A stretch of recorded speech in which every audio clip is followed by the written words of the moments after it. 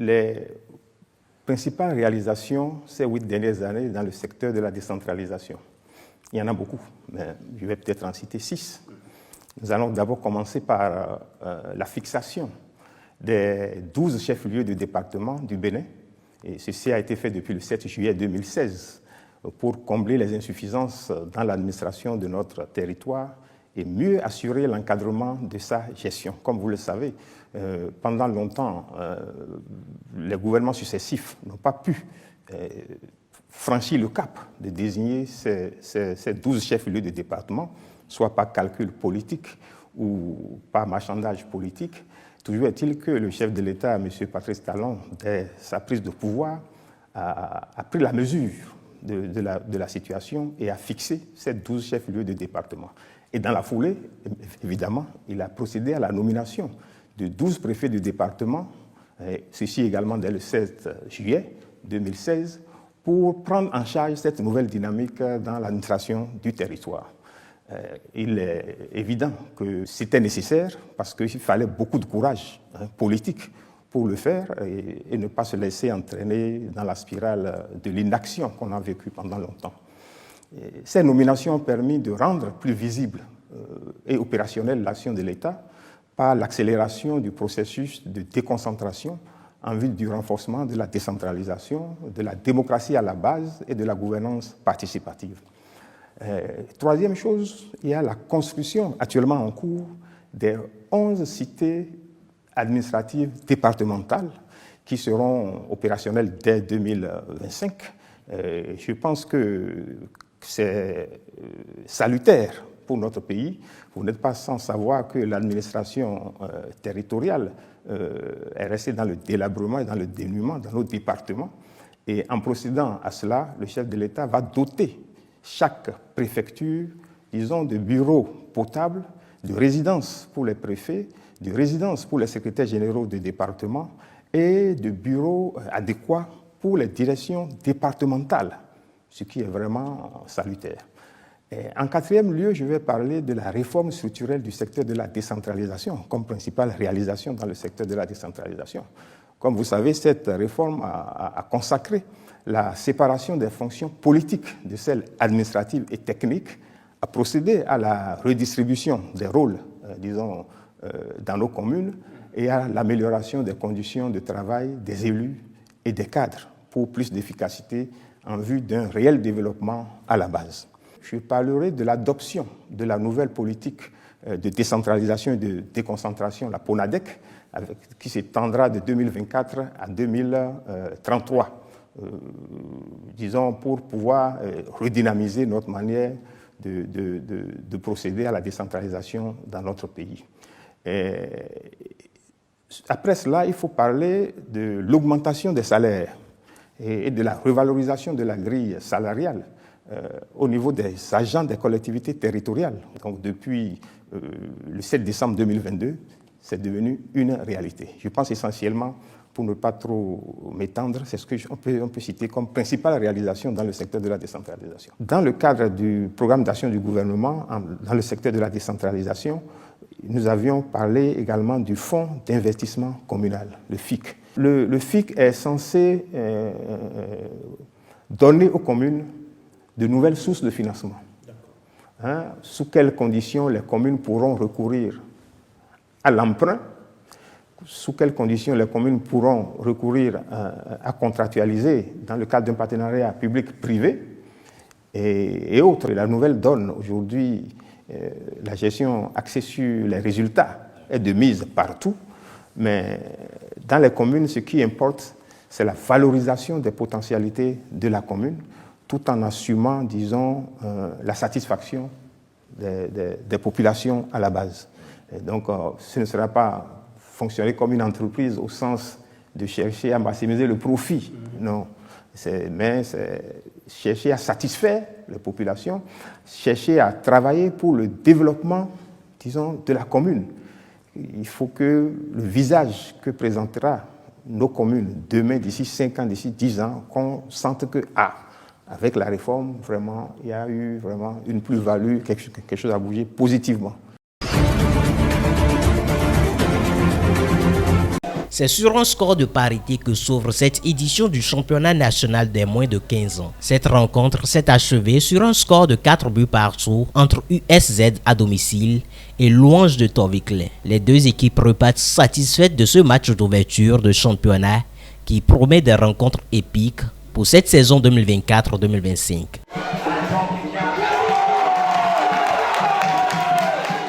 Bon, c'est le moment pour moi de remercier tous ceux qui, de près ou de loin, ont participé à l'effectivité de cet événement sportif. Je peux vous dire que la rencontre a été très belle et agrémentée par plusieurs actions et plusieurs rebondissements. Bon, mes impressions sont très bonnes. Cela m'a permis quand même de voir mes enfants et également de pouvoir apprécier leur capacité à faire face à cette compétition qui doit durer 6 mois banalement. Mais j'ai un problème plus au niveau de l'attaque et au niveau de gardien de but. Sinon le gardien de but qui est titularisé, il n'est pas arrivé. Je ne sais pas pourquoi, je ne connais pas les raisons. Ce championnat va se dérouler avec 80 centres de formation et clubs de football répartis dans 9 zones. Cette journée qui nous permet de célébrer le football des jeunes est une fierté pour toute la population de Commet, sur lequel le choix est fait. Et je pense que ceux qui ont fait ce choix ne se sont pas trompés, parce que vous le savez très bien, la commune de Commet est une commune de football. Je voudrais leur dire merci. Dire merci à l'équipe qui s'occupe de l'organisation de ce championnat. Et vous le savez très bien. 2025 sera une année spéciale qui sera marquée par la participation de notre équipe nationale à la Coupe des Nations Maroc 2025. Pour notre première participation sous l'appellation Guépard, c'est le lieu pour moi de féliciter le gouvernement présidé par son Excellence Patrice Guillaume Athanas Talon pour sa détermination à développer le sport en général, mais le football en particulier, en mettant à disposition des acteurs les moyens financiers et matériels jamais vus dans l'histoire du sport béninois. Spécifiquement, je veux citer la construction de 22 stades dans nos différents départements, des subventions accordées aux associations sportives ainsi qu'aux clubs et les centres de formation sportive. Des pays nous envient. Nous devons en retour donner le résultat sur la base des moyens déployés pour y arriver. Le sport, à la base, doit constituer le vivier des équipes professionnelles et nationales. C'est la raison de notre présence ici ce matin, grâce au leadership du président Mathurin Deschacus, qui a orienté sa politique sur le football. À la base, c'est le moment de lui présenter notre satisfecit à lui et à tout son comité exécutif. Organisé grâce à l'appui de la Direction technique nationale de la Fédération béninoise de football, un point d'honneur sera mis sur les dispositions de la commission pour faire observer les règles afin d'éviter des cas de fraude en matière de limitation d'âge. Aujourd'hui, je dirais que les BRICS proposent un système d'intégration économique révolutionnaire comparativement ou contrairement au système que nous avons connu depuis plusieurs années, c'est-à-dire un système marqué par la volonté des pays du G20, je veux parler de cette puissance occidentale, du G7 qui prennent en otage, pour le dire ainsi, l'économie mondiale avec un certain nombre de règles qui ne les avantagent que eux, et donc c'est ce qui a nécessité la création de cette institution pour contrebalancer non seulement l'influence américaine et l'influence des autres puissances occidentales. L'avantage aujourd'hui se situe au niveau économique, il se situe également au niveau d'intégration économique notamment, et également au niveau politique. Au niveau économique, c'est que l'ensemble de ces pays qui font partie des BRICS Plus sont des populations, sont des des États avec une population énorme, la Chine, l'Inde, ainsi de suite. Donc, ce qui constitue déjà un marché de consommation extrêmement important.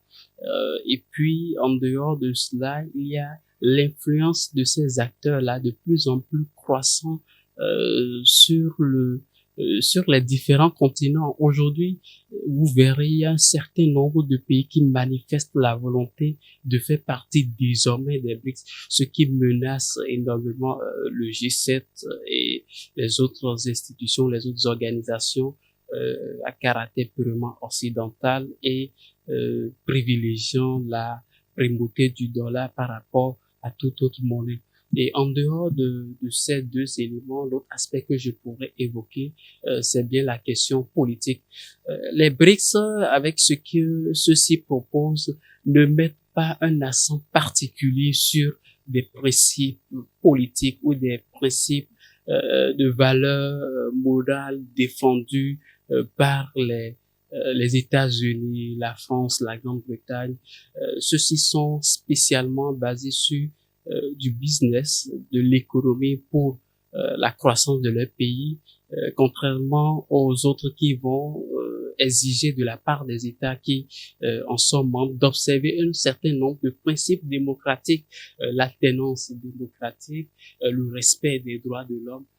Pour les autres pays de la sous-région, dont le Bénin, il faut dire que le Nigeria et le Bénin entretiennent une relation particulière du seul fait qu'ils partagent une longue frontière, et puis les populations béninoises et nigérianes sont très intégrées, même si on ne retrouve pas forcément cette intégration au niveau national, c'est-à-dire au niveau des autorités, au niveau des populations.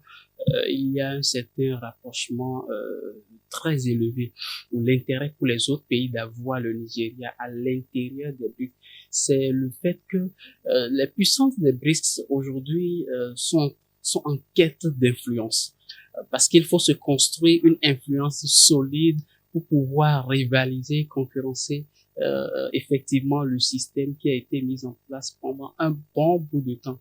Et donc, dans cette stratégie, dans cette quête d'influence, l'Afrique est devenue un terrain très important, très crucial pour n'importe quelle influence aujourd'hui, non seulement parce que l'Afrique détient la majorité des ressources naturelles pour faire tourner les industries de chacun de ces États. Non seulement cela, il y a le fait que l'Afrique est en train de connaître aujourd'hui une vague de mouvements souverainistes, une vague de contestation de l'ancien système. Et donc, c'est la configuration actuelle de l'Afrique en termes de politique est assez favorable pour permettre à ces BRICS de se positionner. À Douala, la capitale économique du Cameroun, de plus en plus de personnes troquent leur poêle à charbon contre d'autres qui utilisent de l'huile recyclée. L'appareil conçu par un ingénieur camerounais fonctionne grâce à l'huile de vidange des véhicules et à l'énergie solaire. On a beaucoup de femmes qui ont des problèmes pulmonaires liés à l'inhalation de monoxyde et dioxyde de carbone, qui sont des gaz dégagés par la combustion du bois. Et c'est un réel problème de santé publique, pas seulement au Cameroun, mais dans pratiquement toutes les régions africaines où on utilise le bois de chauffe. Il y avait également ce problème de lutter efficacement contre la pollution des sols, parce que ces huiles sont déversées partout, personne n'en veut, personne ne les valorise, et il n'y a qu'une faible quantité de ces huiles qui sont généralement reprises et recyclées, puis revendues, remises dans le circuit de réutilisation. L'idée de créer cet outil de cuisson rechargeable est venue à Eric Tinqueux en 2022, quand son mécanicien lui a expliqué les difficultés qu'il rencontrait pour se débarrasser des huiles usagées. Il est très important que ces déchets liquides ne se retrouvent pas dans la nature, mais qu'ils soient récupérés par des experts, des spécialistes et des professionnels du milieu pour les recycler, les traiter avant de les remettre sur le marché. Également aussi, c'est une très bonne chose que ces huiles soient réglées parce que cela participe à l'économie circulaire, ce qui fait que ça crée des emplois. Sitanke tient à garder secret le processus par lequel il transforme l'huile usagée en combustible. Il dit traiter environ 5 tonnes d'huile par mois.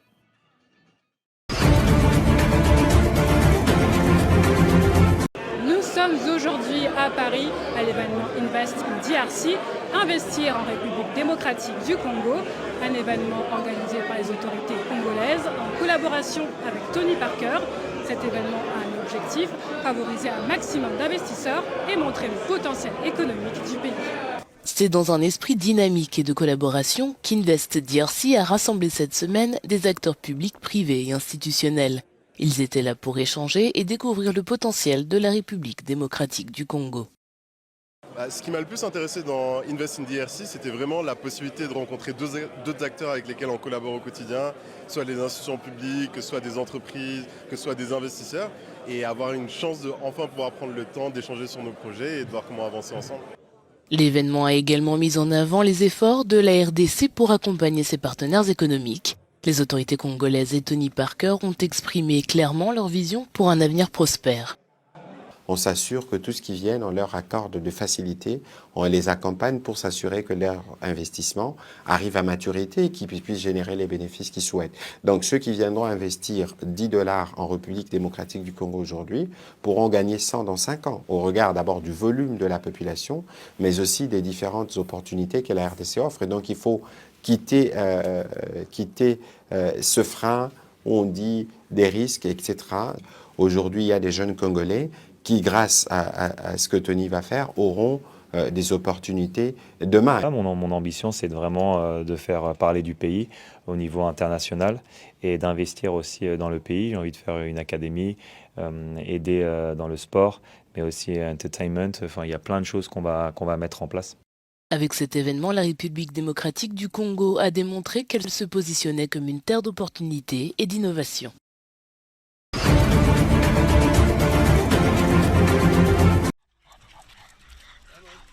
Un centre de sauvetage pour Carlin en Afrique du Sud a accueilli plus de 2500 chiens depuis son ouverture en 2008, avec un nombre croissant d'animaux ayant besoin d'aide ces dernières années.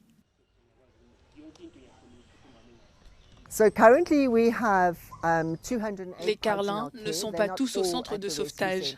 Nous avons des familles d'accueil à Johannesburg et au Cap.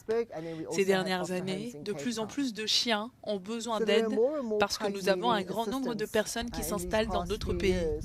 À un moment, il y avait une interdiction de voyager avec des chiens et maintenant, envoyer ces animaux à l'étranger coûte très cher. En plus, dans certains pays, les animaux ne sont pas autorisés dans les biens en location.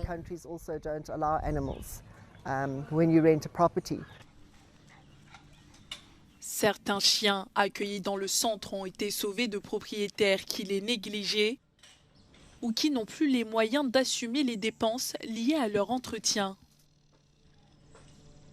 Je pense que le plus gros problème avec les gens, c'est qu'ils ne réalisent pas à quel point les chiens ont besoin de soins vétérinaires. S'occuper d'un carlin coûte assez cher, mais les gens ne s'en rendent pas compte. Ils se précipitent pour en acheter parce qu'ils les trouvent mignons. Une fois le chien adopté, les gens n'arrivent pas à s'en occuper parce qu'ils ont des factures vétérinaires très élevées. Les carlins ont des problèmes de dos et avec leurs yeux, et ils ont souvent des infections à l'oreille. Ce sont des beaux animaux, mais leur prise en charge coûte très cher. Le centre Pug Rescue dispose d'une clinique vétérinaire sur place capable de répondre à tous les besoins des carlins, qu'il s'agisse d'opérations, de stérilisation ou de maladies. Les frais médicaux des chiens coûtent au centre de secours près de $38 000 par an. Le refuge est divisé en plusieurs zones. Il existe une zone de repos pour les vieux carlins, une autre pour les plus jeunes et une dernière pour les carlins récemment sauvés. La structure dispose également de plusieurs aires de jeu, d'au moins 27 chalets et des niches.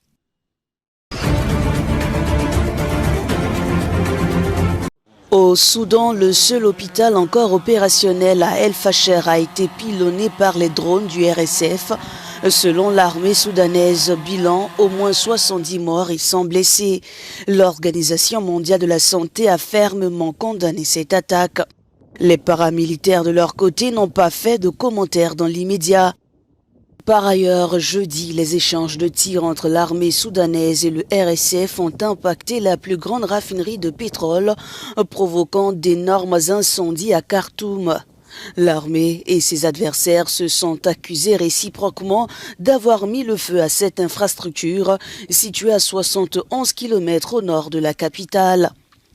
Pendant ce temps, le Soudan du Sud voisin a suspendu l'accès aux réseaux sociaux pendant 30 jours pour réduire les violences liées à la diffusion de vidéos montrant des meurtres de ses ressortissants.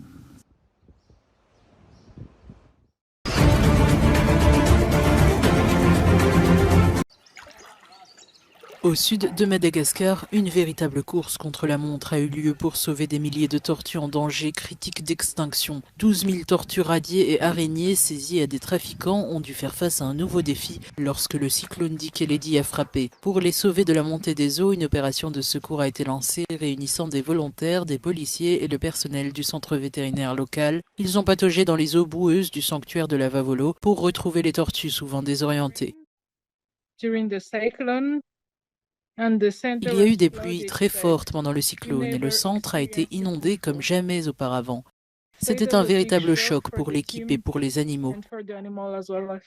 700 tortues ont été retrouvées mortes, coincées sous les débris charriés par les inondations. Bien que la majorité des tortues aient pu être ramenées au sanctuaire, cette perte illustre l'ampleur des dégâts. Le centre de la Vavolo, déjà fragilisé par les trafics d'animaux, continue néanmoins de lutter pour la survie de ces espèces en danger, victimes à la fois du braconnage et de la destruction de leur habitat naturel.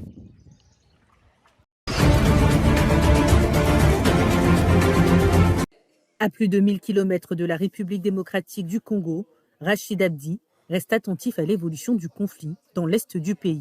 Cet analyste politique et chercheur basé au Kenya pointe particulièrement du doigt les États-Unis, qui d'après lui ne devraient pas rester silencieux face à la montée des violences et à l'avancée du M23. Ce conflit revêt de multiples dimensions. C'est un théâtre géopolitique de confrontation entre plusieurs acteurs. Il y a des ressources minérales stratégiques en jeu. Les gens se battent pour le butin, pour savoir qui contrôle quoi. Et donc les États-Unis ne peuvent pas se permettre d'être des spectateurs. Ils doivent s'affirmer davantage. Ils doivent mettre en œuvre toute leur capacité à réunir toutes ces parties et à mettre en place une sorte de processus de paix, mais aussi faire pression sur les différents protagonistes. Cette mise en garde intervient alors que les rebelles du M23 ont affirmé avoir pris le contrôle de Goma, la plus grande ville de l'Est du Congo. Le gouvernement a par la suite déclaré que l'avancée des rebelles constituait une déclaration de guerre. La crise en République démocratique du Congo est très profonde. Le risque de voir ce conflit s'étendre à de nombreux États est très élevé. Le Rwanda est fortement impliqué en RDC et à l'heure actuelle, nous entendons parler de la prise de Goma. Il s'agit d'une situation potentiellement explosive. Dans une situation normale, l'Amérique aurait été l'un des premiers pays à intervenir, à publier un communiqué et à dire à toutes les parties « Écoutez, les yeux de la communauté internationale sont braqués sur vous. S'il vous plaît, reculez ». Jusqu'à présent, nous n'avons pas vu le président Trump manifester un intérêt pour la RDC, mais ce n'est probablement qu'une question de temps. La recrudescence de la violence dans la région a tué au moins 13 soldats de la paix au cours de la semaine écoulée, tandis que la population congolaise continue de fuir. Le Conseil de sécurité des Nations Unies a condamné les avancées du M23 dans une déclaration et a exhorté les rebelles à se retirer du territoire qu'ils revendiquent.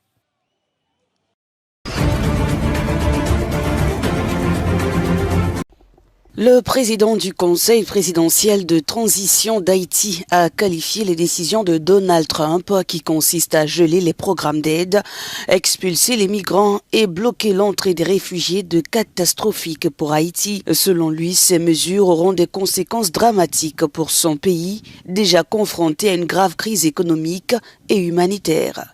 Leslie Voltaire a exprimé ses préoccupations samedi après une rencontre avec le pape François. Trump a qualifié Haïti de pays de merde, ce qui laisse penser qu'il ne se souciera pas particulièrement de notre pays. Le président de la République dominicaine, Louis Abinader, poursuit une politique de rapatriement rapide, renvoyant chaque semaine environ 10 000 Haïtiens. Avec l'escalade des violences des gangs, environ 700 000 personnes sont déplacées, et bien que le Programme alimentaire mondial et l'Organisation internationale pour les migrations apportent leur aide, celle-ci reste insuffisante face à l'ampleur de la crise. Si rien n'est fait, la situation risque de devenir catastrophique. Selon l'OIM, environ 200 000 personnes ont été expulsées de force vers Haïti au cours de l'année dernière, principalement en provenance de la République dominicaine. Le président par intérim haïtien et son gouvernement de transition sont responsables de la préparation des élections générales, un objectif qui semble de plus en plus difficile à atteindre dans le contexte actuel.